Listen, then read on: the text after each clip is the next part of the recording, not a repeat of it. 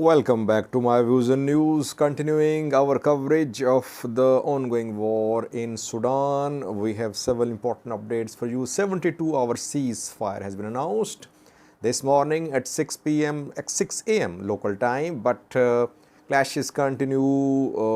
We are going to see street fighting now because Sudanese military has entered Bahri Darman. Jabra details for you.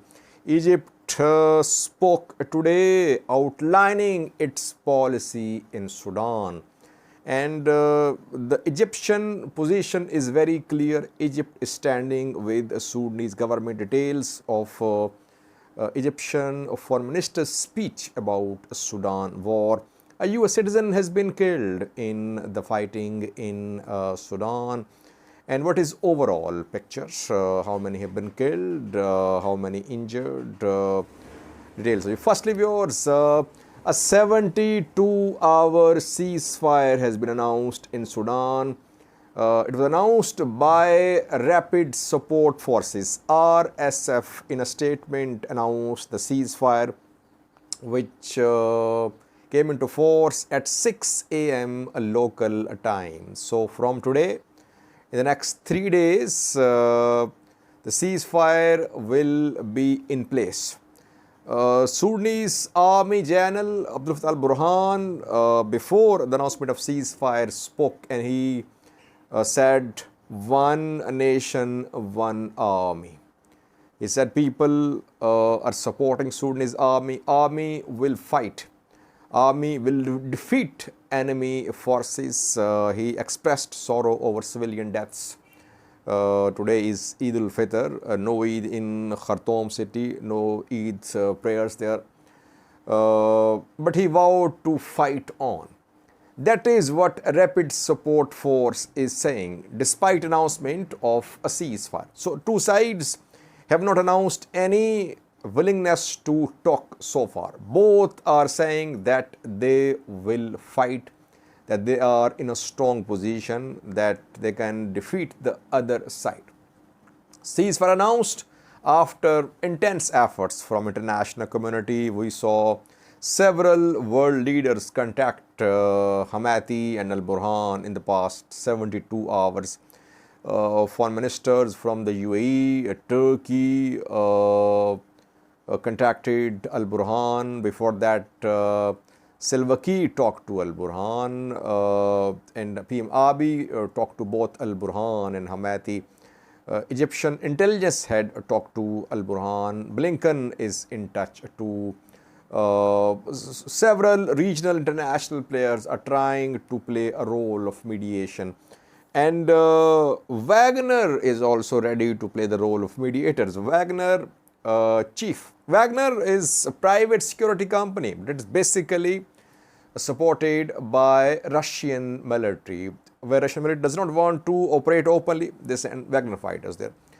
Wagner's operated in Libya. They're operating in other parts of Africa too. So basically, you can say they are face of Russian army. They are backed by Russian army. They have all weapons like air defense systems, anti-missile, etc. Wagner security head issued a statement showing his intent to mediate between al-Burhan and Houthi. And just a few hours ago, we saw a report from CNN accusing Wagner that Wagner is supplying surface-to-air missiles to the Rapid Support Forces of Houthi.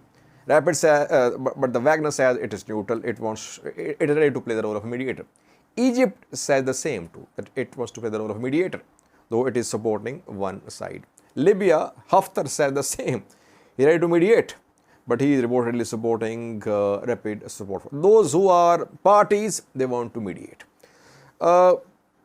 Thirdly, Egypt spoke today. Egyptian Foreign Minister Sami spoke before Africa Union's ministerial meeting. He outlined Egyptian position on Sudan war. He called for ceasefire, but he said priority should be to prevent the collapse of Sudanese institutions. This point is very important. It means Egypt will not let Sudanese institutions collapse. And one of the Sudanese institutions is Sudanese army. And secondly, he said, state and non-state entities cannot be treated equally. So RSF and Sudanese army are not equal entities. They should be treated equally. He called for stability, but this position of Egyptian Foreign Minister is indicative that Egypt is definitely supporting Sudanese military because it wants to prevent the collapse of Sudanese institutions, including Sudanese military. And reportedly, Sudanese military is using high precision guided missiles. Some say these missiles could be provided to Sudanese military by Egypt. Egyptian planes are conducting airstrikes, several sources are reporting. Now, overall situation. Overall situation, viewers, is that despite announcement of ceasefire at 6 a.m. local time, there is no ceasefire. Heavy clashes, airstrikes ongoing, exchange of gunfire ongoing. In Al-Imtidad locality of Khartoum, in Al-Mamura and other parts of Khartoum, Khartoum North Bari, Darman, we are receiving reports from these areas about firing, use of heavy weapons, airstrikes continuing in the vicinity of headquarters of Sudanese army in Khartoum. So no ceasefire on the ground. Evacuations are starting, displacements continue, people fleeing. Khartoum is turning into ghost town, and internet was suddenly cut off a few hours ago, and mobile network services suspended too, reportedly in Khartoum. Now, an important phase of this war is starting. It will start after 2 to 3 days, you can say, because now international community will evacuate its citizens, its diplomats from Khartoum. We're going to see start of flights to some airports, either in Khartoum or to a nearby airport, and diplomats from Khartoum will be taken out of Khartoum by road. Evacuations starting, displacements continue. Meanwhile, we are seeing deployment of Sudanese military on the streets of central Khartoum, northern Khartoum, Bahri, Darman. We have some videos showing that Sudanese military is making preparations to take control of the streets of the capital Khartoum. Streets have been under RSF control, but now Sudanese military wants to regain the control of Sudanese streets, Sudanese capital streets. It means we're going to see intense street fighting.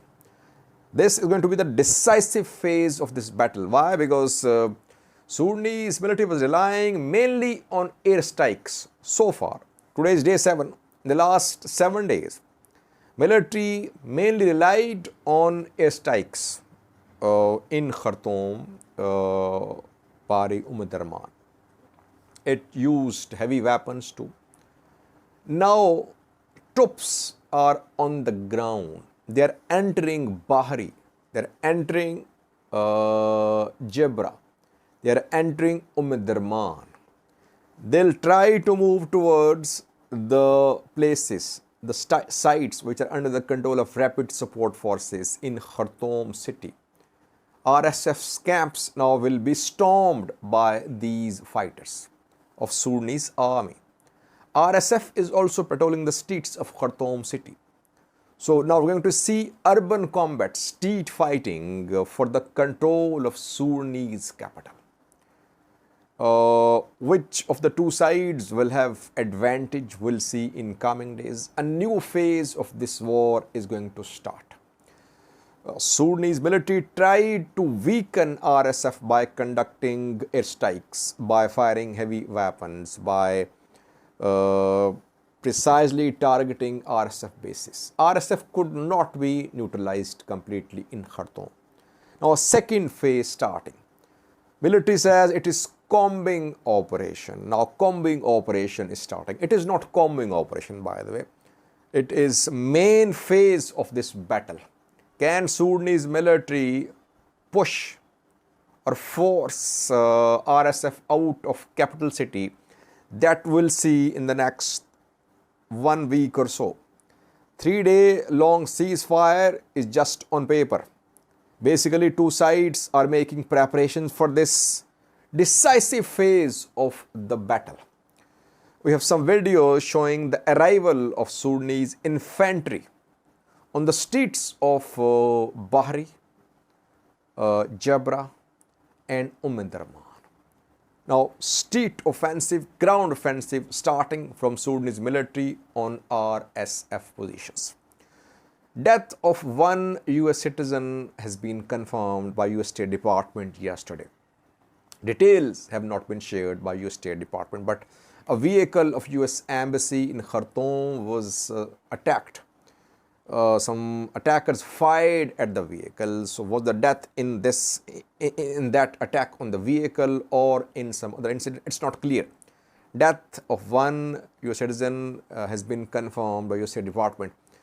What will US do? Will it be involved in some airstrikes on RSF? Because most sources say it was RSF which attacked US Embassy's vehicle in Khartoum. Let's see, we'll have to wait. So far, Sudanese military is entering, Sudanese infantry is entering Bahri, Darman, Jabra. Videos from these places for you. Thank you for watching.